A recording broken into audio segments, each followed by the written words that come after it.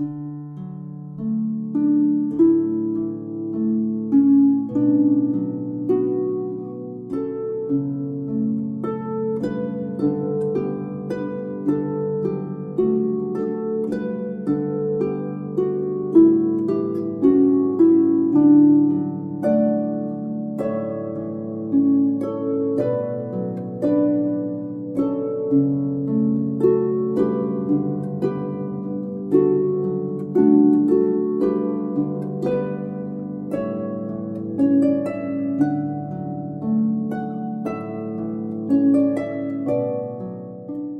thank you, George, for that introduction. I guess first I'd like to say that the future state of healthcare, in my opinion, includes patients finding their voice and feeling empowered to ensure better health outcomes. And I aspire to join hands with healthcare professionals who share my beliefs and work towards promoting patient-centered care. Today, I thought it would be a good idea to share with you, introduce myself first, a little bit about my journey, and how I came to know advocacy work as something that I was passionate about. And then I'd like to share with you a recent health scare that I had and the impact it had on me, and seeing my test results and pathology reports and such get posted to my patient portal in real time.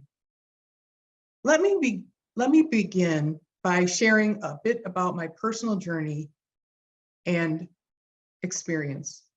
You know, cancer shows no bias, and it disregards the challenges one may face in life. In 2006, I married Ray, who had 4 children. That was thrilling to me, as I had not been a parent before and relished the opportunity. But shortly after our marriage began, I received the news from my ultrasound and mammogram results, which said highly suspicious malignancy, breast cancer. I went home to inform Ray. He suffered his first stroke within a half hour. Sadly, a month later, I had to make the difficult decision to take him off life support due to multiple strokes caused by an infected tooth in his mouth. Just 1 week after his burial, I started my battle with breast cancer at the University of Michigan Comprehensive Cancer Center. This involved undergoing a lumpectomy, rounds of chemotherapy, 6 weeks of radiation, and several years of additional therapies. Despite completing the final stage of my treatment in 2015 and being in remission, I continue to face challenges from my cancer drug side effects, as well as the realization that any future reoccurrence may be fatal. I'm no stranger to advocacy, not just for myself, but for others as well. In 2013, my stepdaughter, Tricia, lost her 3.5-year battle with non-Hodgkin's lymphoma. Tricia had asked me for my help navigating the U of M health system. We tried desperately to get her well, and at several other cancer institutions in the US, including MD Anderson in Texas, Barnes Jewish Hospital in St. Louis, and Sloan Kettering in New York. But all the experimental treatments failed, and she died at the tender age of 23. Next, my parents had open heart surgery, believe it or not, 11 days apart. My dad's lungs never recovered following the surgery, and he passed away in 2014. In 2016, my husband, Bill, had a melanoma reoccurrence, and we discovered that he carries a gene mutation called MITF. This predisposes him to melanoma and renal cancer. My mother's health failed shortly after that. She had pulmonary hypertension and congestive heart failure. We lost Mom in 2019. I took my role as patient and caregiver in each and every one of these instances very seriously. I felt I had a greater purpose beyond these seemingly unbearable losses and tragic life events. I was convinced that these things didn't happen by chance. My prior work as a portfolio manager in the Information Systems Project Management Office at Blue Cross Blue Shield of Michigan, where I worked for 25 years, has also made me uniquely qualified for this self-appointed patient advocacy role. I retired from that organization in 2009. But my path was made clear. These experiences ignited a passion within me to pursue patient advocacy. As you can see by this timeline, I've been doing that advocacy work at the University of Michigan Health System for over 10 years now. I also support the American Society for Clinical Pathologists, the American Cancer Society, the American College of Radiology, and the My Pathology Report website. You know, with the advent of personalized medicine, AI, and a more educated patient population, I think advocates are ready to make real change. The era of the passive patient is over, and consumers of healthcare will increasingly demand better tools, personalized treatment plans, and a multidisciplinary care team. Next, I'd like to share with you a real health scare that I had in just last year, December of 2022. You know, I think it's important to tell this story because it demonstrates the cautionary tale here in the US of receiving real-time postings of information with no one to help decipher the contents and the importance it can have on that patient. Please indulge me for a bit to explain the journey which led to 17 days of worry. Well, early in 2022, last year, I was suffering from back pain. So in June of 2022, my primary care doctor ordered an X-ray of my back. I learned a lot from that X-ray, more changes in my osteoporosis diagnosis, which unfortunately were due to my cancer drugs, and new information, pretty severe scoliosis, which my PCP felt was due to my radiation therapy. So my gynecologist ordered a bone scan in July of 2022, just to make sure there was nothing nefarious going on. The test said I had, quote, no metastases. Very good news. Yet my back pain persisted. So the physical medicine and rehabilitation doctor I was seeing ordered 2 MRIs of my lower lumbar spine. I had these tests on December 1st of last year. The very next day, I read this on my portal. What? A bone lesion, 2.3 centimeters? That's nearly an inch within my right L5 vertebrae. And it was concerning for metastases given my underlying malignancy.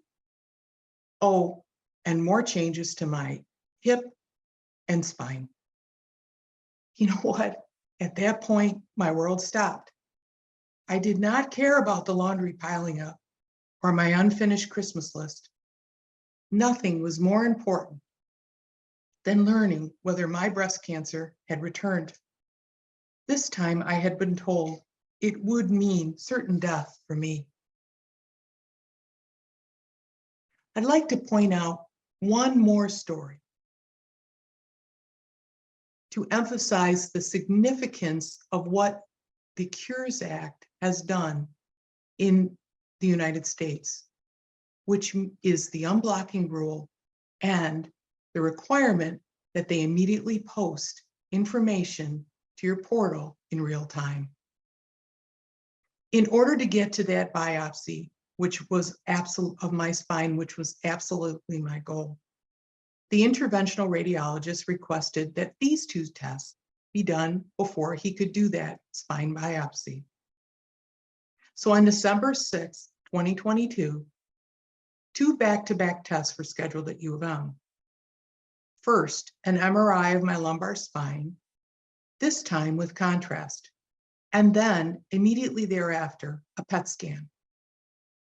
What surprised me greatly at that point was that the MRI results, which had just been taken 15 minutes before, and as I prepped for the next test, the PET scan, results were already appearing.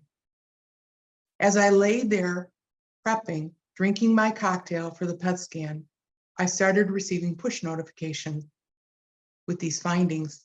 I couldn't resist checking them as I had my cell phone with me. And here's what I saw. Oh my goodness. It was worse than I thought. They found metastatic foci, whatever that is, didn't sound good, and an additional bone lesions in L1 and L4. Oh, there was no one there to ask what it meant. What is metastatic foci? But it certainly didn't sound good. With no one around but my cell phone to explain what that meant, I resorted to, who else? Dr. Google, to interpret the report. What is metastatic foci, I asked. Oh my goodness, and this is what I found. Derived from tumor cells that detach from the primary tumor and then circulate. Oh my gosh, scary, scary. But I'm proud to say, or relieved to say, that after 17 days of worry and undergoing all these many tests, I had a biopsy. The procedure was very difficult, as the interventional radiologist had to drill through my spine while I lay in the prone position, awake, to reach that lesion. Although it was painful, I got the answer. It turned out not to be cancer. What was it then? I learned that they were hemangiomas and that I likely had them all my life. At this point, due to my osteoporosis diagnosis, we'll monitor them yearly through an MRI. The future concern is the potential for fractures due to my osteoporosis. But nonetheless, very good news. I'd like to talk next a little bit about the impact here in the US of the patient portal and the immediately and the data being posted immediately. You know, the advent of patient portals, markedly improved technology, social media, and access to the internet have massively expanded the information currently available to patients very easily. You know, pathologists and laboratory professionals must therefore, in my opinion, quickly adapt to accommodate the needs of those who are eager to see the dragon they're slaying. We must meet the patient on his or her own terms. Test results appear to be easier to find on patient portals as patients become more nimbler in navigating the portal, while clinical notes are likely harder to get to because you have to drill down to locate. However, the portal has limitations. Sending a question or note through the portal is cumbersome. And in many cases, the provider that a patient would need to contact, for example, the pathologist, laboratory professional, or the interventional radiologist, is not currently on the patient's care team. So they remain unavailable through the messaging function in the portal. Despite this limitation, though, patients are using the portal to access their test results. Here in the US, the catalyst for all of this has been the enactment of the 21st Century Cures Act, which was signed into law in 2016 and updated in 2020.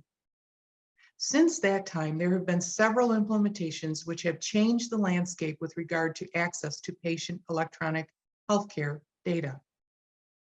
Embedded deep in the 21st Century Cares Act is a requirement to release clinical data, test results, pathology reports in near real time to patient portals. Patients are accessing this data as they wait to hear from their ordering physician. Based on this timeline, the April 2021 requirement was just the beginning of the planned changes. When the Cures Act Unblocking Rule was initially implemented in April of 2021, some pathology practices responded with a great deal of anxiety, while others have risen to the opportunity by rethinking the way they provide results to patients. As an initial response, disclaimers like the one you see here were added to patient portals to accompany newly posted test results. As you can see here, patients are warned through the electronic message and push notifications not to view the results, and advise that the ordering physician may or may not have reviewed them prior to their release. This got me thinking after my most recent care. Since 2021, what has been done to help patients? Some healthcare institutions and laboratories have taken the initiative to include links, like here, to reliable resources for patients as they wait to hear from their ordering physician. This provides patients with access to credible information, but unfortunately, such measures appear to be uncommon. Another impact to all of us was the COVID-19 pandemic. The doctor-patient relationship shifted from in-person to virtual appointments, creating barriers for effective communication. Direct communication with the treating physician when first receiving a difficult diagnosis obviously should remain the gold standard and is vital for addressing concerns or questions as they arise. However, as we saw during the global pandemic, this may not be possible on a timely basis. And the waiting period for patients can lead to increased stress, anxiety, and uncertainty. Patients have a feeling of helplessness when confronted with a life-altering disease, yet acquiring knowledge about their diagnosis can lead to a sense of control. A recently published study of 8,000 patients across 4 health institutions examined the attitudes of those who had accessed their test results via an online patient portal. As you can see, what they found was surprising. 95.7% of patients would like to continue to receive immediate released results, even if it meant reviewing them prior to their provider. This held true even among individuals who received abnormal test results. Slightly lower at 95.3% of the patients who received abnormal test results still would like to receive them immediately. The study results also noted that 50% of the respondents went looking for additional information when they reviewed their results, and that the majority of those individuals looked at the internet. 25% asked another healthcare provider for help. While the overwhelming desire for patients is to receive immediate test results, even if abnormal, the survey results showed that respondents who received these abnormal results were almost twice as likely to experience anxiety compared to those who received normal test results. These findings highlight the need for patients to have access to information, particularly when the results are complex or difficult to understand. Dr. Seitz, one of the authors of the study I just mentioned, conducted a prior study that revealed patients expected to receive contact within 6 hours of reviewing their test results, especially when the tests are normal. It's worth noting that this desire for information, he found, has almost doubled since the pre-Cures Act era. These results imply that there are still gaps in providing patients with the necessary information to review and comprehend the implications of their test. And I believe more outreach needs to be done. According to this information, which was shared with Congress in late 2022 regarding the Cures Act, the Health and Human Services Administration National Coordinator of Health Information Technology, Mickey Tripathi, reported this findings to Congress. And what he found was that patient health information through the electronic portal is on the rise. The trend will continue to increase in the future, helping to further improve patient access to their own health data. In fact, as you can see by the timeline above, this journey has only begun. In a live stream event that was held on February 13th of this past year, Mickey Tripathi, the National Coordinator for Information Technology at the U.S. Department of Health and Human Services, introduced a brand new idea that was implemented at the end of last year. 6 vendors, including Epic and MyChart, have received approval by HHS to release clinical data with the permission of the patient to certified third-party health IT providers. With the permission of the patient to release their own EHI, application developers will be afforded the opportunity to mine a patient's clinical data. This scenario will allow for the development of customized applications based on the patient's own health records. In fact, the report I just mentioned showed that 295 applications are already in development. According to Mickey Tripathi, quote, "These initiatives are spurring the next phase in a decade-long investment in health IT, with patients, payers, public health practitioners, technology developers, and researchers using health IT to advance patient and population care in a more seamless and inclusive way." Something else has also impacted where we're at today. AI-powered symptom checkers are already on the internet. Here's a few of them. Mayo has one, Healthline symptom checker. Here's what that one looks like.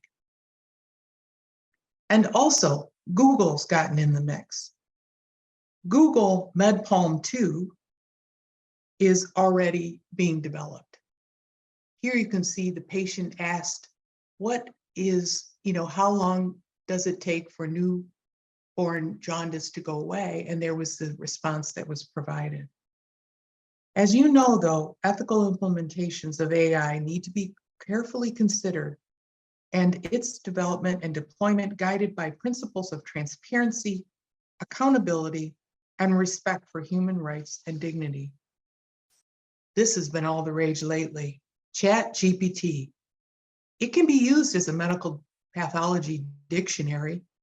Here's an example of some information that my husband and I received on a recent genetic test he took. This test was sent out from U of M to the Mayo Clinic, and it took many days to come back. The results were posted to the portal before the neurologist could contact us. Here's what we saw. So I thought, I wonder if ChatGPT could help me decipher this information. As you can see, this is what was returned. It was just as confusing and anxiety-producing as what I had read in the report itself. Cautionary tale. Some of the concerns, as you may have heard, regarding AI include information overload, confusion for those seeking answer to complex medical concerns. You may or may not have heard that AI can create hallucinations that mask as reliable data, which raise concerns about the potential risks and unintended consequences of AI. AI can exploit vulnerabilities in the human cognition and perception to induce or manipulate beliefs, attitudes, and behaviors. And AI can perpetuate and amplify existing biases and stereotypes in society, leading to further discrimination and inequity. Patients feel that as technology continues to develop, it could adversely impact the deeply personal relationship between doctor and patient. And partly due to staffing shortages, lack of training, and time constraints, there is compassion fatigue in the healthcare industry as we know it. What does compassionate care really mean? According to an article I read, it should include both empathy and action. And according to a study that I read, nearly half of Americans believe that the healthcare system isn't compassionate, and that physicians miss 60 to 90% of opportunities to respond to patients with compassion. Yet studies have shown that compassionate care is linked to improved outcomes and patient adherence. So I ask, is this the answer? Can patients trust the information they're finding? Do these things address real concerns of patients or create an opportunity to fill the gap? Yeah, so thank you so much, Michelle, for the presentation and sharing your story with all of us. It shows a lot of insights on the patient experience. Just before we jump into the wider discussion with the other contributors, I was just wondering what inspires you to have these conversations between advocates like yourself and healthcare professionals, and what's the ultimate goal for you in terms of establishing a better patient advocacy from all sides? Well, a lot of that, thank you for the question. I really feel that there needs to be more outreach done to patients. Right now in the US, as I described, it sort of has created a vacuum, which I believe needs to be filled. And again, instead of warning patients not to look, or a cautionary tale of looking before your data has been reviewed, I have a lot of ideas. For instance, you could customize your push notification to the patient to say, Dr. X has knows that your test results that he ordered are in place, and we will contact you within X amount of time, or someone from my staff will contact you. And, putting on my IT sort of hat here, that information is available and could be scraped right off the order that was submitted. So that's one idea I had. Another idea that I have is expanding the definition, if you will, of the care team within the patient portal, so that a patient could directly message the pathologist or the person who's scheduling the biopsy, in my case, the interventional radiologist. Just a side note on that, when I met that doctor who was going to drill through my spine, I met him in the OR, prior to the actual procedure. And I said, geez, I've had so many questions during this 17-day period. And he said, oh, and I said, I wasn't able to get to you, and my primary care doctor doesn't do what you do. So he wasn't able to really address my concerns and questions. And he said, I'm so sorry you went through that. So I think if we expand the idea, or the care team, patients can do some of this legwork, if you will, on their own, should they choose. And then I think that there needs to be, a recognition that patients will begin to demand this. I also read about the Apple Watch, which is now there is an application being worked on in Apple that will then be able to look at, my own healthcare data, should I allow them to, and maybe I've got a heart condition. Now, not only will it tell me how many steps I'm taking and what my breathing and my heart rate is, but they could say, listen, your condition is, it's important, so they would customize the app based on my own healthcare data. So there's a lot of ideas that I have in my head. But I think it starts with, yes, you met the letter of the law with the Cures Act of posting the information, but that was 2.5 years ago. So let's move forward. What can we do now to make it a better patient experience? Well, thank you, George, for allowing all of us to come together and talk about this very important issue here in the US. I really appreciate the opportunity. I just thought I might share with you how I met the other two folks who are going to join us. And in my research that I was doing, I ran across two individuals who are doing some wonderful work in regard to that outreach that I had discussed. One of which is Dr. Kenai.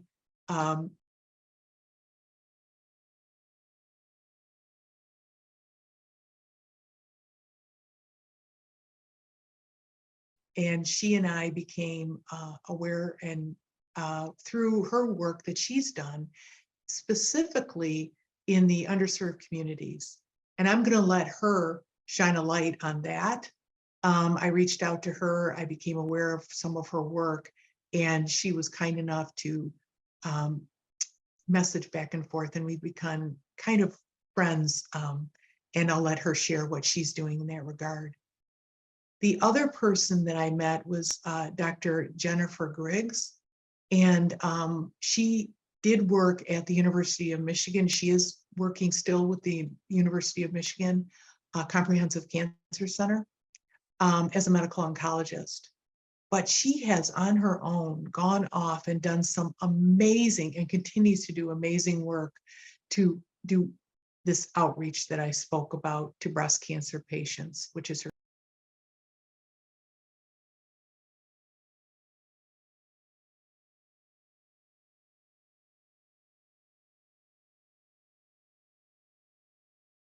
specialty. And I'll let her talk more about what she's done in this amazing space. And I thought it would be important to not only discuss what the concerns are with the immediate posting of these test results, but to get some feedback from real trailblazers who, on their own volition, decided, I'm going to do something about it. So I think it's going to be a great discussion, and I look forward to hearing what they have to say.